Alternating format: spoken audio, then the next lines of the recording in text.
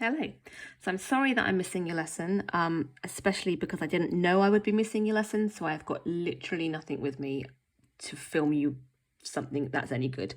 So we'll just have to muddle through as best we can. So today, both lessons today, we are going to revise what we know about projectiles. So my normal class, we did it towards the end of year 12. Those of you who've come from further maths should have done all of projectiles. So you should be pretty okay with it anyway. So we need to remember when we are modelling a projectile, we are treating it as a particle. So we're not thinking about air resistance, we're not thinking about any rotational forces, and the only thing acting on it is gravity. So it's accelerating downwards due to gravity, but apart from that, nothing else is happening to it. Okay, and whenever we think about projectiles, we think about the horizontal motion and the vertical motion as separate things. So if I throw something horizontally, there's no air resistance, there is no rotational movement, so there is nothing affecting its horizontal movement. It keeps moving along at the same velocity at which it was thrown in the horizontal direction. What is happening is there is gravity pulling it down. So although initially, if I'm throwing it horizontally, the force is going that way. So initially it has no vertical motion, but it's going to accelerate downwards due to gravity, and that continual moving along plus the acceleration downwards is going to make it arc and go down. I hope that that makes sense. So when I think about the horizontal component of the motion, we need to remember that often we'll have a starting velocity, or we will be able to work it out, but it will be thrown when we are looking at horizontal projection horizontally with some initial velocity. Because there is no acceleration horizontally, the half AT part of the SUVAT formulae is going to be 0 because there is no horizontal acceleration, which is going to leave us with horizontal motion. Let me see if I can find it. With this bit here. Okay, so horizontal motion of a projectile, is modelled as having constant velocity, and we just use S equals, now it always says VT, but I always think of it as UT because actually we'd be taking it from S equals UT plus a half AT, but with 0 acceleration, so the end of the formula disappears. Okay, so that is the horizontal motion, and that is because, oopsie, pulled it out too much. Gravity acts downwards, so it doesn't affect the horizontal movement.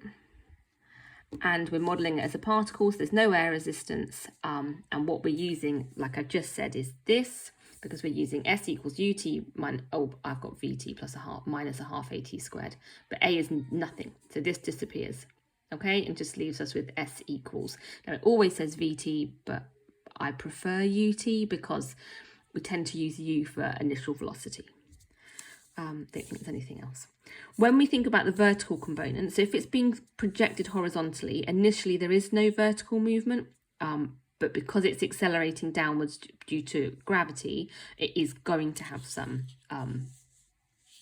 vertical movement in a minute, which leaves us with the vertical motion of a projectile is modelled as having constant acceleration due to gravity, which we've already done, because gravity is acting downwards and vertically. So if I look at this example here, a particle is projected horizontally at 25 meters per second from a point 78.4 meters above a horizontal surface.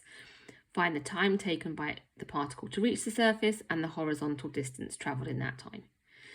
So first of all, I'm going to want to draw a picture. Now I've got my picture underneath, so I don't want to reveal it all in one go. So I know, so I'm going to pretend I'm drawing this, but I can't draw with my left hand and hold my phone, so I'm doomed really. So here's the ground, okay?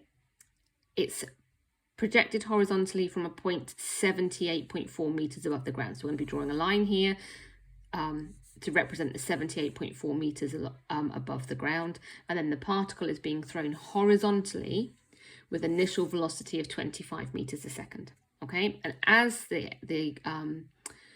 gravity acts on it, it's going to accelerate downwards. So initially it's being thrown at 25 meters a second, but its actual course is going to be more like that. So my picture looks like this, okay?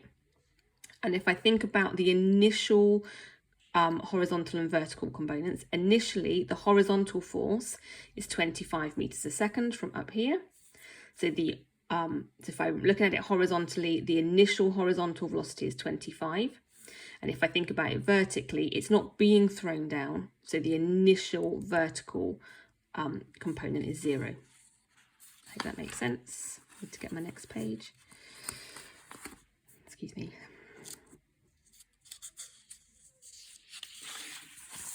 Oh my goodness, what a calamity. Right, so let me put that up there. Hopefully that makes sense. Right, the first bit says, if I can focus, is that we want the particle to reach the surface. So on my diagram, I want to know how long it takes for it to reach the ground. Okay, so reaching the ground means it's moved vertically, it's moved downwards. So it's moved from 78.4 up down to 0. So the displacement is 78.4.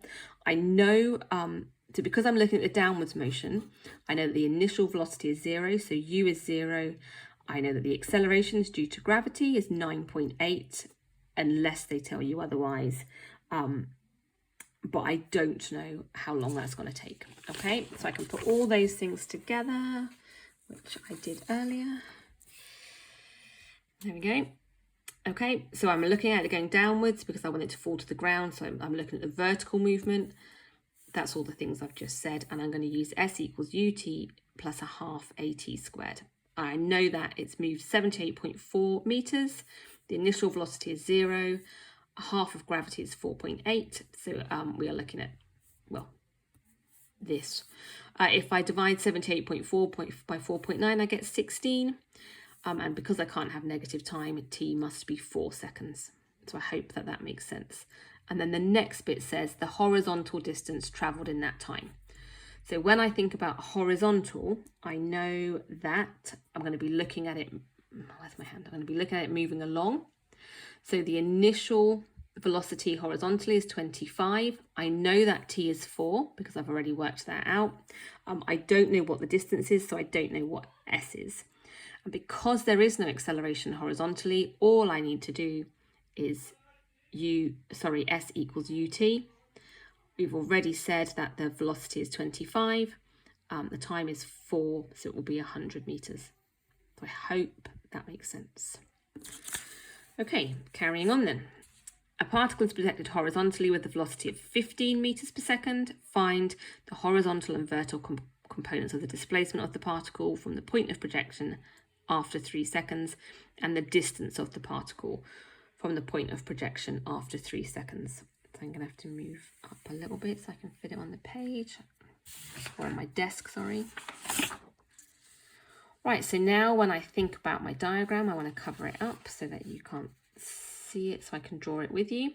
So a particle is projected horizontally, so it's going across here with initial velocity 15 meters per second. Find the horizontal and vertical components of the particle after 3 seconds. So I don't know how high up it's starting. I don't know how far it's traveling. All I know is it's starting off at 15 and it's moving down. I'm going to try and draw this. Watch out, I am not left-handed. So it's going to do this. This is dreadful. And I know it's starting off at 15. Does that make sense? Can you see that? So it's starting off going along 15, but because of gravity, it is going to drop down. Now, I don't know what this is. It certainly isn't hitting the floor. It doesn't say it's hitting the floor. So I don't know whereabouts this is happening in space. I just know that over time, it's going to move some in the y direction. It's going to move some in the x direction, but it isn't going to hit the floor. Whereas on the other picture, it did hit the floor. So there we go. There's my picture. If you look really carefully, I haven't labelled these as there are no zeros on here. It's just the displacement in the y and the displacement in the x because I do not know that it hits the floor. Okay, so if I look at it horizontally, so I know initially it moves horizontally at 15 meters per second. And I know that because I'm throwing it horizontally, the initial velocity for in the vertical direction is 0. Okay, then it says the velocity, the horizontal and vertical components of the displacement of the particle after 3 seconds. So if I look at it horizontally, I know that u is 15. I don't know what this distance is, so I'm going to call it x because it is moving in the x direction. And I know that t is 3. Because there is no horizontal acceleration, I can just use S equals UT, and 15 threes are 45. Okay. Also vertical. So if I look at vertically, I know that initially there is no, the initial vertical velocity is 0. I don't know what this distance is. I'm going to call it y. And I know that it's accelerating downwards at 9.8, and I know the time is 3. So if I plop all of those into S equals UT plus a half AT squared, I am going to get 44 meters per second. And then it says the distance of the particle at the point of projection, from the point of projection after 3 seconds. Now for this one, I know that in those 3 seconds, it has moved along 45 and it has moved down 44, which gives me a lovely right angled triangle. Okay, 45 along, 44 down, so the distance is the hypotenuse of that right angled triangle. Okay, so all you need to do is use Pythagoras to work out the distance that it's travelled. Okay, I hope that makes sense. So I would now like you to do exercise 6A, questions 1 and 2 only. And when you've done those, please watch the second video.